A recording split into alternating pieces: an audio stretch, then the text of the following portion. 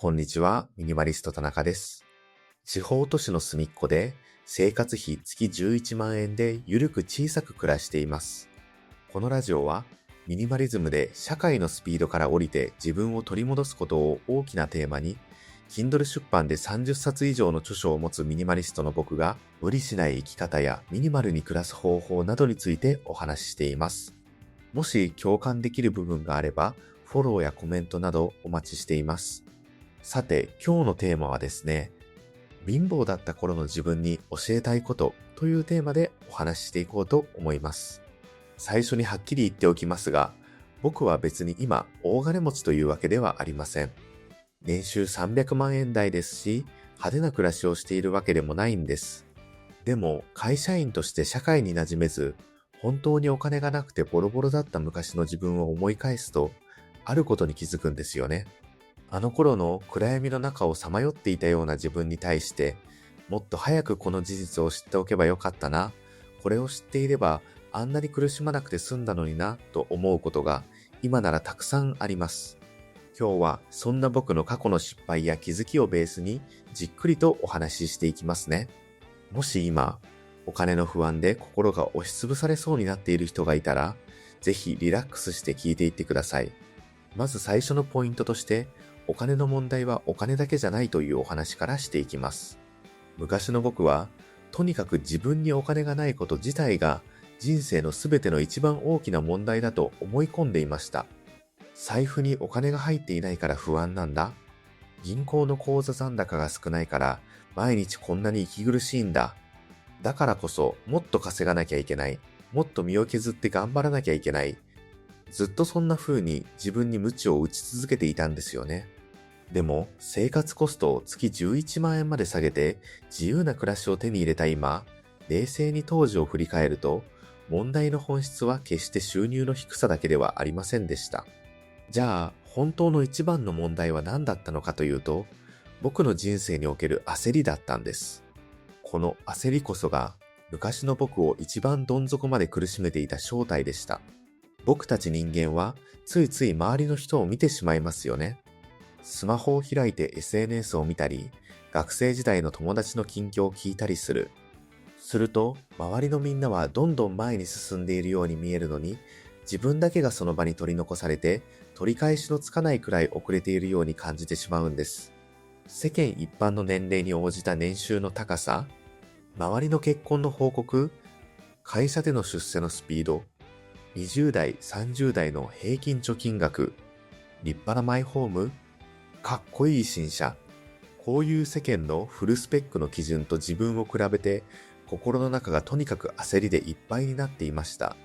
でも、今ならはっきりわかります。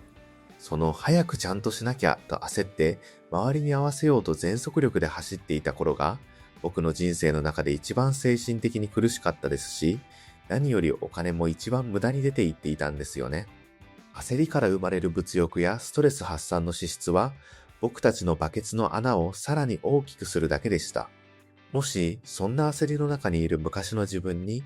今の僕から一言だけアドバイスを届けることができるなら、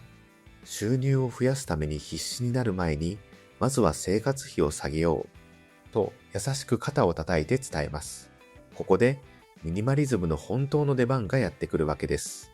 当時の僕からしたら、生活費を下げるって、ただの我慢だし余計に貧しくなるんじゃないのって思うかもしれません。でも実際は全く逆なんですよね。例えば、毎月の生活費に20万円かかっている人生と、生活費を月11万円に抑えられている人生。この差は僕たちのメンタルにおいて想像を絶するほどものすごく大きいんです。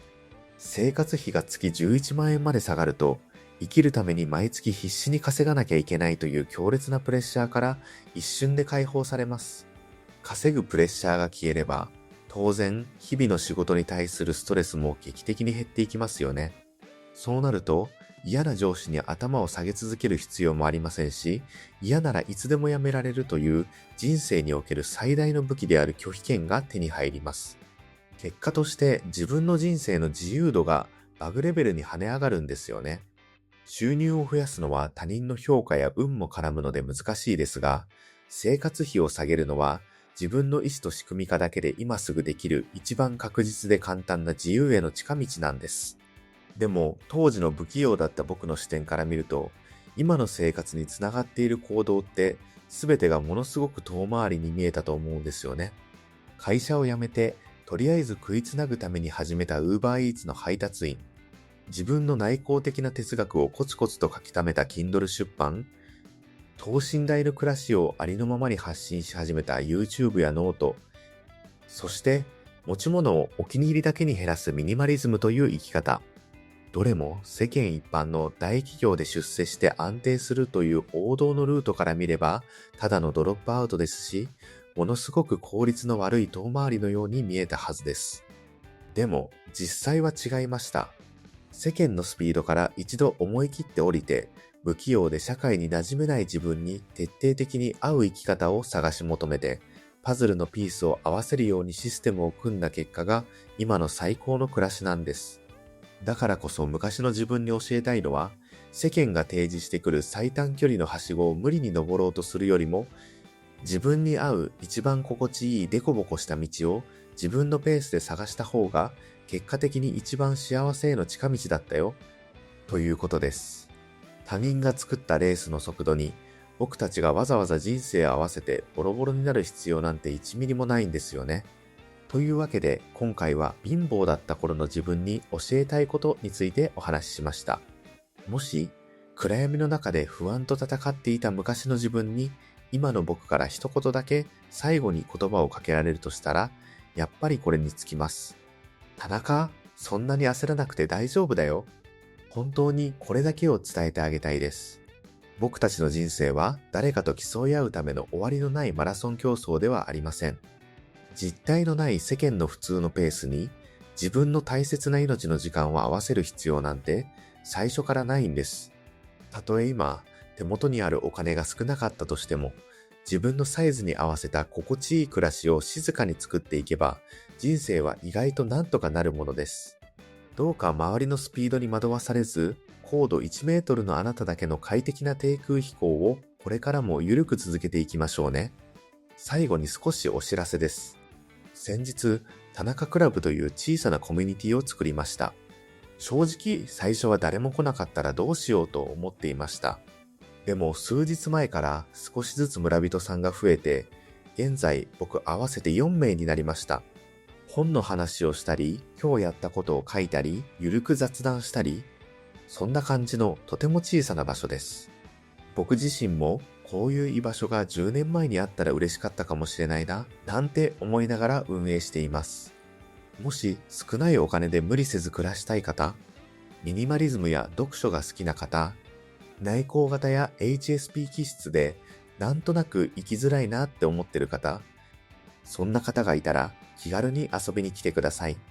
もちろん書き込みなしで読むだけでも大歓迎です。詳しくは概要欄に貼っておきますね。それでは今日もありがとうございました。フォロー、コメントいただけると嬉しいです。ミニマリスト田中でした。バイバイ。